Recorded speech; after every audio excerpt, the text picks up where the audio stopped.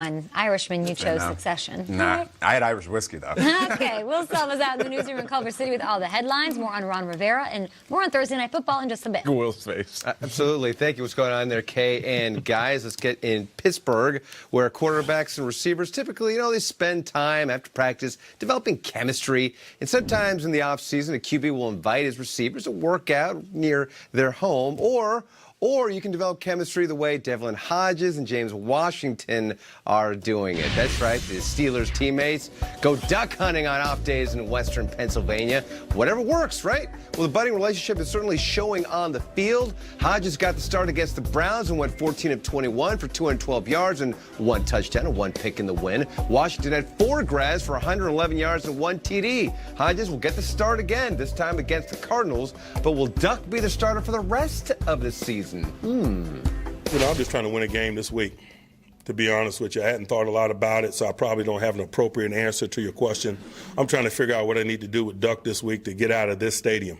I told Duck I had a lot of confidence in his abilities and his preparation and his talents. I wanted to display that confidence by not talking him to death, not having a bunch of additional meetings and things of that nature. I wanted to display that confidence by going about our routine. Not only confidence in him, but confidence in our preparation process, how we go about our business of game prep. He's a starting quarterback. We're interacting with him in the ways that we interact with a starting quarterback in preparation for a game.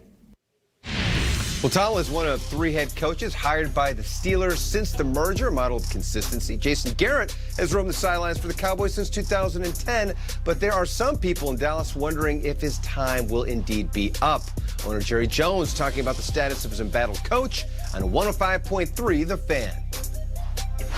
Jason Garrett checked a lot of positive boxes when you start looking at coaches and the aptitude and the quality of coach. When I look at coaching, and it's not just the head coach, I look at all coaches, I think about there's no exclusive. Nobody's got the exclusive skills to get the job done so that collectively you can win a Super Bowl. But they're qualified people. Jason Garrett is one of them. In my opinion, Jason Garrett will be coaching in the NFL next year. Yes, he'll be coaching in the NFL next year, but where exactly? Is it going to be in Dallas? And, of course, was the report potentially linking Garrett to the Giants, so much to be determined. They have 4 more games to go, so we'll see how things play out in Dallas. But he says he will be coaching in the NFL next season. But what does that mean exactly? We want to know. And with Ron Rivera's firing, I don't know how that fan base feels this morning. There's a ripple effect, a lot of layers that will be unpeeling all morning long. Thank you so much, Will. But we also are looking forward to Thursday night action. TNS Cowboys needing a win to keep pace in the NFC East, but the Bears want to show that they are still a team to be reckoned with. Noah King Hicks again. No kidding. Cowboys Bears Thursday Night Football Thursday, 8 p.m. Eastern on NFL Network, on Fox, and streaming on Prime Video. Just a day away, we have both sides covered. Stacey Dales with the Bears. First, though, here's Jane Slater with more on Jerry Jones and the Cowboys. Well, Jerry Jones spent a week heavily criticizing his head coach, and now it appears as though he's back on the Jason Garrett hype train. And when you talk to the players in this locker room, they absolutely believe this narrative that Jones is pushing out in front of us, that this team is capable of not only winning in the month of December, but making a push in the playoffs and then getting to a Super Bowl. That starts with the Bears on Thursday. Now, the Cowboys are not going to have their starting linebacker Leighton Vander Esch on defense once again, which means Sean Lee's going to get the call. In other words, that neck stinger seems to be creating some problems for him, and they are being cautious with him. For more on this Bears matchup, we'll throw this one out to Stacey Dales. Good morning, Jane. Playoff hope is still alive for the Chicago Bears, who have won 3 of their last 4, but they know they must win their final 4 games, starting with the Cowboys in primetime on Thursday. Things are looking up, especially on offense, coming off their best performance of the season, 419 total yards against the Lions. I asked Coach Matt Nagy what shifted for your team after the 4-game losing streak midseason. It's hard for everybody. Forget Mitch and how hard it is for him. It's hard for everybody. And I think just we as a team, we as coaches, you get to a point to where it's like, okay, enough's enough. And at some point, you all just want to, if there's any pressing, that's everybody. Not just, if there's any pressing, you forget all that. you don't care, and you just go play. And I think we kind of got to that point after 4 weeks of losing. On the injury front, keep your eye on Bears starting cornerback Prince Amukamara came up with a hamstring issue after the Detroit game. He's a big one as the Bears get ready to face the #1 total offense in the NFL behind Dak Prescott. That's all for the latest on your Bears. Back to you, Kay. You're right. Thank you so much, Stacey. Thanks to Jane as well. As we take a look here at the NFC playoff picture, the Cowboys controlling their own destiny. Scary thought, the Bears trying to stay afloat, but there is a chance. What do we expect tomorrow, gentlemen? Dallas rights the ship. Nate, Yes. keep the dream alive. Yes. I say Dallas Yes. dials up some doozies, okay? I've been calling out Kellen Moore because, one, he's my former teammate. I feel like I can talk to him.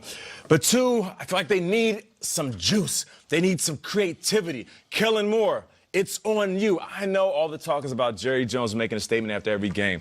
Jason Garrett, is he on the hot seat? Dak Prescott, is he going to get signed?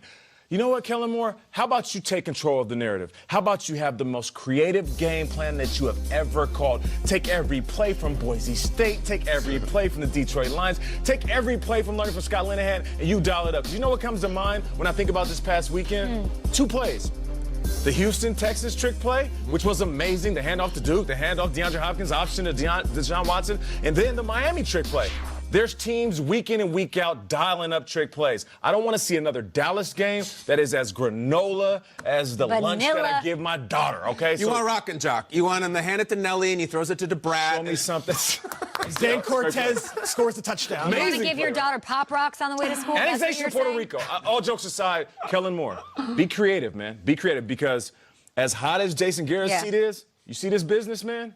You could be next. All right? Don't go out like that. Yeah, the Cowboys angle is fascinating to me because here they are on national TV on Thanksgiving, and it was as bad an afternoon as they possibly could have. They got to the early lead, and they just get blown out in their building. And then here we go, national TV, Thursday night, here we go again. I feel like the old Howard Stern theory. Everyone watches. 50% of the people love them. 50% of the people hate them, right? And They watch. that's why they're watching, and that's where we're at right now. The world is melting in Dallas, and yet they're still in the line for the division title and for a home playoff game. I'm most fascinated to see how they come back and answer because it's been a week of criticism for every single person in that building, from the owner to the coach, right down to the players. How do you respond? I think it's fascinating for the Bears right now because for 11 weeks it's been, oh my gosh, we're in hell, we're terrible, depression. Everything from we got to trade Khalil Mack, we're going to get Tua in the 2nd round next year, we're going to get Cam, we're going to get Kaepernick, all this. Now it's like, wait a second. We've won 3 out of 4. We need Kirk Cousins to choke. Wait a second. Here's the thing. 2 wins over the Lions, 1 over the Giants. Just putting Worse it out than there. that, I'm from Kay. Chicago. It's Driscoll, Blau, and Danny Jones. Just all saying. right, not exactly like the busts in Canton, but they're wins, fam. They're wins. Peter, was there not something from Nagy that he uttered the words Tecmo Bowl? He did. What's going on here? He said this isn't going to be just like Tecmo Bowl where you pick 1 of 4 plays. We've got a bigger playbook than that, and that perked me up. I'm like, Yes. all right, Nagy's got a playbook. He here. doesn't do down and A to Dennis Gentry. That's it. No, it's Willie Maybe Gault is we not got catching that pass. Can they flip the script and change their season? Can they be great? Yeah. Yeah, because they're playing a Cowboys team that can't get out of its own way, and they're at home, and all of a sudden they're going to be 7-6. Yes, they can. Can I get a Tecmo Bowl cadence? Ready, down, hot, hot, hot, hot, hot, hot, hot. That's it, over and over. Just like Both I know. these teams sit at 500. That makes it intriguing in and of itself. Guess how many wins they have combined against winning teams? I'd say 2. 1. One? 1 win against winning squads. Oh, More man. on this game. More on Ron Rivera being out in Carolina. What does it mean? Why now? What does the future hold? What kind of a candidate would want that job? Is it an attractive job with David Tepper being hands-on? We'll get into all of it. Devontae Parker went off against the Eagles. Man, we are giving him all the love, and he deserves it. He'll be on the long show. And the Bills squaring off with the Ravens on Sunday. Who are we talking about Monday? I know the one win. The Bears beat the Vikings badly, and Kirk Cousins. That was the one win over a winning team. One combined win. National Cowboys TV. have none.